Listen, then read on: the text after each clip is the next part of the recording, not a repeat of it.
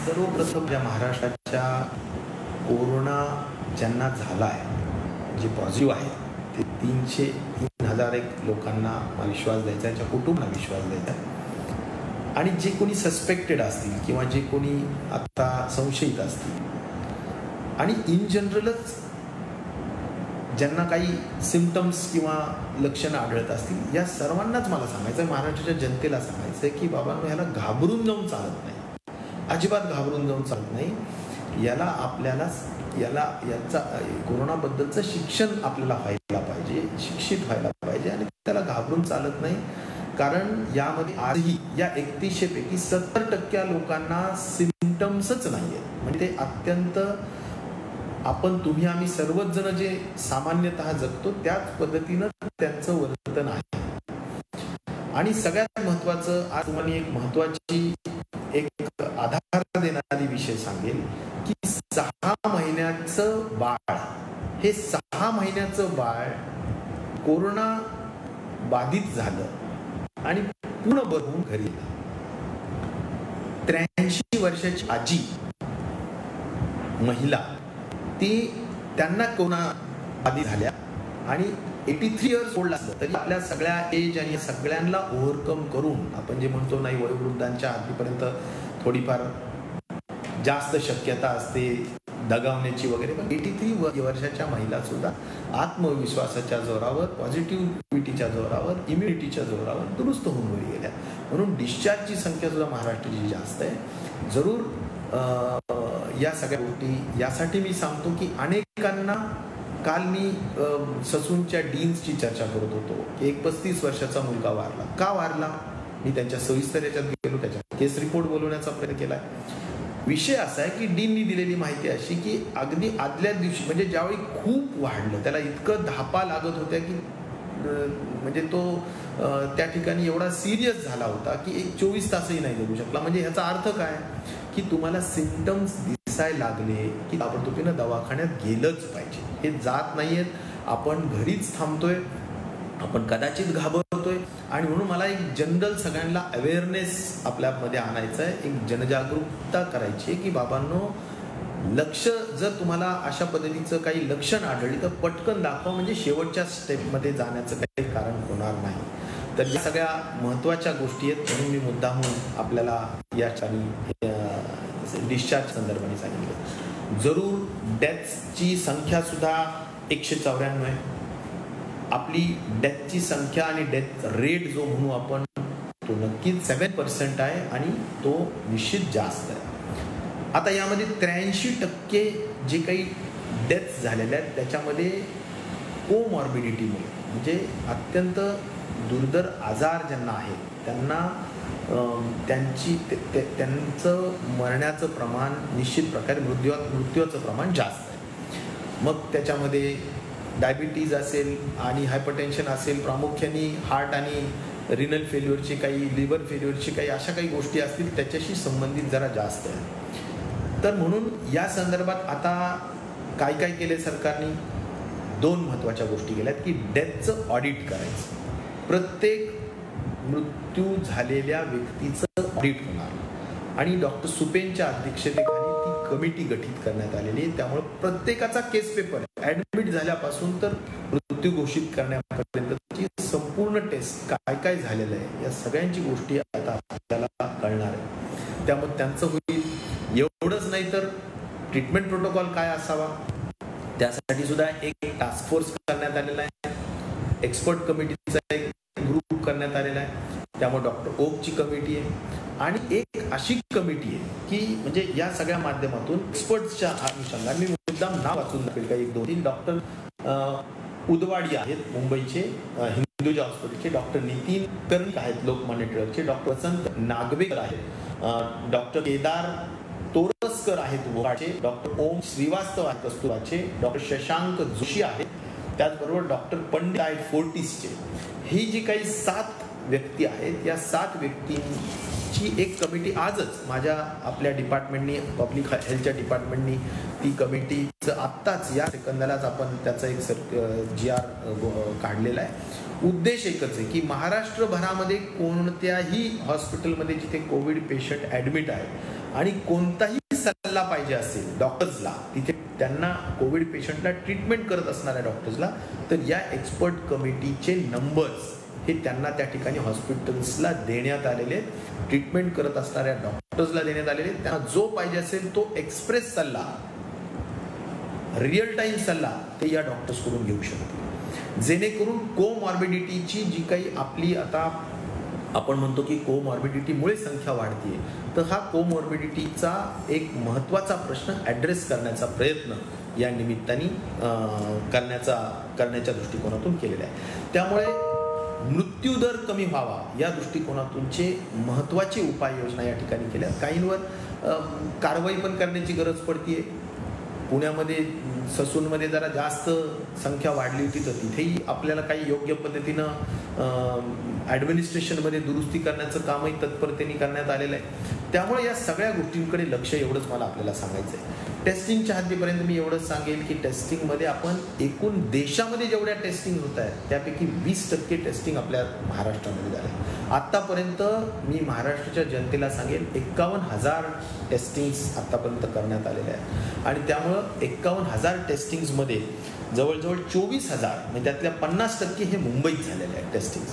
आणि म्हणून टेस्टिंगचं प्रमाण आपलं नक्कीच जास्त आहे, परंतु टेस्टिंगच्या प्रमाणाच्या तुलनेमध्ये आपण जे काही पॉझिटिव्ह आलेले पेशंट आहेत ते समजा 2.5% आहे. यामध्ये प्रामुख्याने मला असं म्हणायला पाहिजे की हे टेस्टिंगचं प्रमाण आपल्याला आणखीन पण वाढवायचं आहे, कारण टेस्टिंगचे लॅब्स आत्तापर्यंत आपल्याजवळ प्रायव्हेट 15 आणि गव्हर्नमेंटचे 15 असे मिळून 30 आहेत.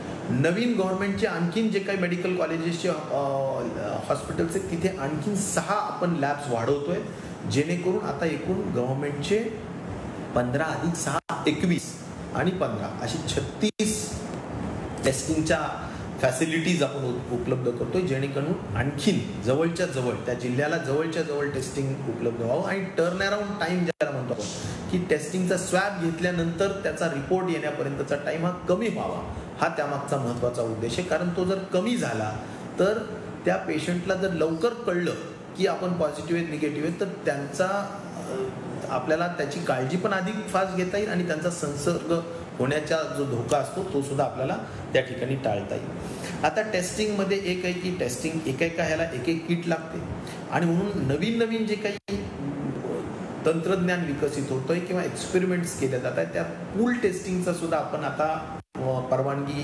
ICMR कडून मागवलेली आहे. रॅपिड टेस्टिंगची परवानगी आपण ICMR कडून मागवलेली आहे, अद्याप मिळालेली नाही. पूल टेस्टिंगचा अर्थ असा की बाबा 10 सॅम्पल्स 20 सॅम्पल्स किंवा 30 सॅम्पल पर्यंत एकत्र आपल्याला त्यांच्यावर संशय एकत्र केलं आणि त्या एकत्रचा एकच सॅम्पल होईल.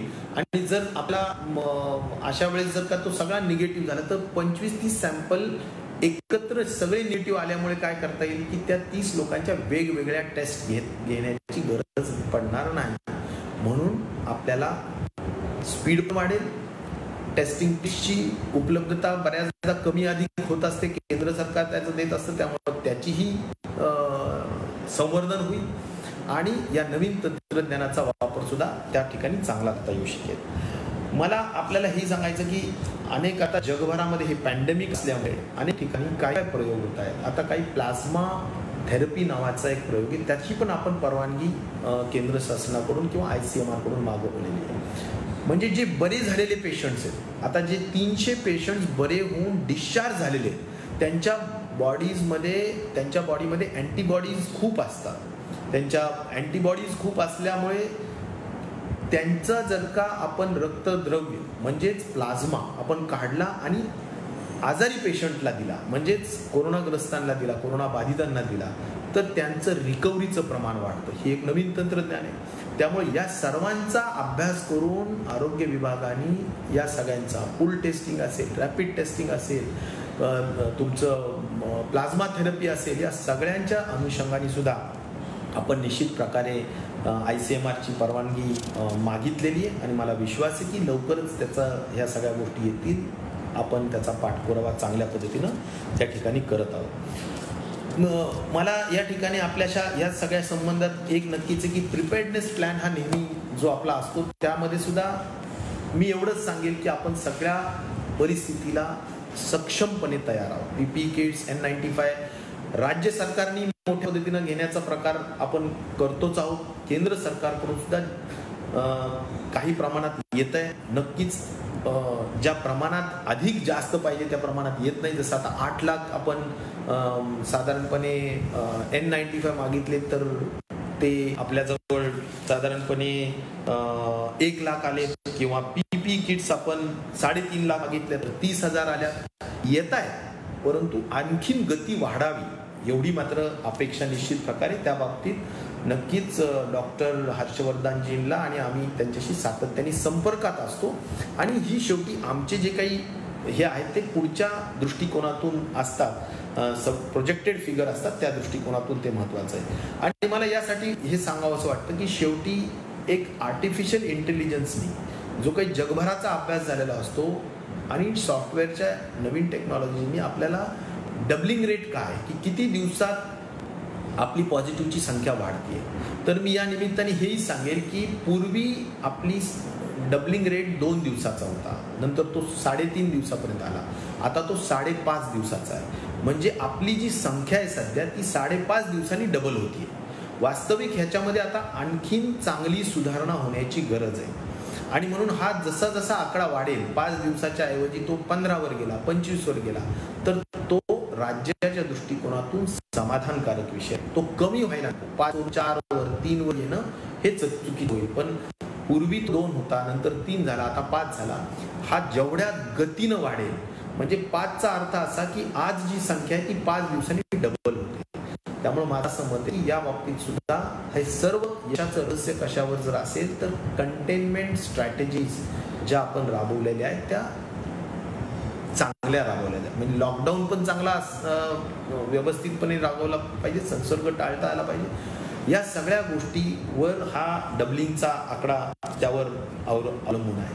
तबलिगीच्या बाबतीतला काही बऱ्याच लोकांना प्रश्न असतो, कारण अनेक पत्रकारांनी मला जे प्रश्न विचारले त्या अनुषंगानेच आम्ही आज हा FB लाईव्ह घेतो, फेसबुक लाईव्ह घेतो. तर तबलिगीच्या बाबतीत मी आज गृहमंत्र्यांशी पूर्ण खाते करून आता या ठिकाणी आपल्याला सांगू इच्छितो की 100% जे काही तबलिगी जमातीचे जी काही मंडळी दिल्लीला गेले होते आणि त्याचा जो काही आकडा दिल्ली सरकारने कळवलेला आहे, 100% ते क्वारंटाईन पण झाले, टेस्टिंग झाल्यात आणि त्यातले 50 लोक हे पॉझिटिव्ह आढळलेले आहेत. त्यामुळे 1400 पैकी 50 आढळलेले आहेत, बाकी सगळे निगेटिव्ह आहेत. आणि त्यामुळं आता तोही जो प्रश्न वारंवार मीडियाला सुद्धा आणि सन्माननीय सर्वच जनतेला पडलेला असतो, तर त्याही प्रश्नावर आता जवळजवळ पडदा पडलेला यासाठी आहे की त्या जे आपल्याला आकडा कळवलेला तो सगळा त्या ठिकाणी पूर्ण झालेला आहे. मी शेवटी एवढंच सांगेन, फार अधिक बोलून वेळ घेण्यापेक्षा, की लॉकडाऊन हा आता वाढलेला आहे. आपल्याला सगळ्यांनाच माहिती आहे की 20 तारखे 3 फेब्रुवारीपर्यंत वाढवलेला आहे. परंतु 20 तारखेच्या नंतर बऱ्याच त्यामध्ये आपण शिथिलता निश्चित प्रकारे केंद्र शासनाच्या ज्या डायरेक्टिव्ह झालेल्या आहेत, गाईडलाईन झालेल्या आहेत त्यामध्ये देतो आहोत. ते आता अधिकृतपणे त्याच्या ज्या काही इंडस्ट्रीज चालू करायच्यात लॉक इनमध्ये त्या करायच्या, परंतु मग त्या कशा कराव्यात, तर त्यासाठी आमच्या पब्लिक हेल्थ डिपार्टमेंटच्या गाईडलाईन्स असतात की बाबा तुमचे जे काही कमीत कमी कामगार असावे ते कामगार आतमध्येच असावेत किंवा तुमच्या ॲडजस्टंट म्हणजे तुमच्या कॅम्पसच्या जवळच असावेत. त्यांनी सोशल डिस्टन्सिंग व्यवस्थित मेंटेन केलेली असावी, त्यांना मास्क असलेच पाहिजे, त्यांनी वारंवार हात धुण्यासाठीची व्यवस्था त्यांच्याजवळ असली पाहिजे. उद्योगपतींनी त्यांच्यासाठी जे उद्योजक असतील त्यांनी कुठल्याही परिस्थितीत सॅनिटायझर्सची उपलब्धता करून दिली पाहिजे. अशा ज्या काही महत्त्वाच्या गोष्टी आहेत, काही ठिकाणी ग्लोव्ज वापरले पाहिजे, या अनेक गोष्टी आहेत, ह्या सगळ्या मला वाटतं आपण करण्याची गरज आहे. आणि म्हणून लॉकडाऊनमध्ये आता शिथिलता 20 तारखेच्या नंतर दिली जाईल, त्यामध्ये इसेन्शियल सर्व्हिसेसच्या अनुषंगानेच असेल.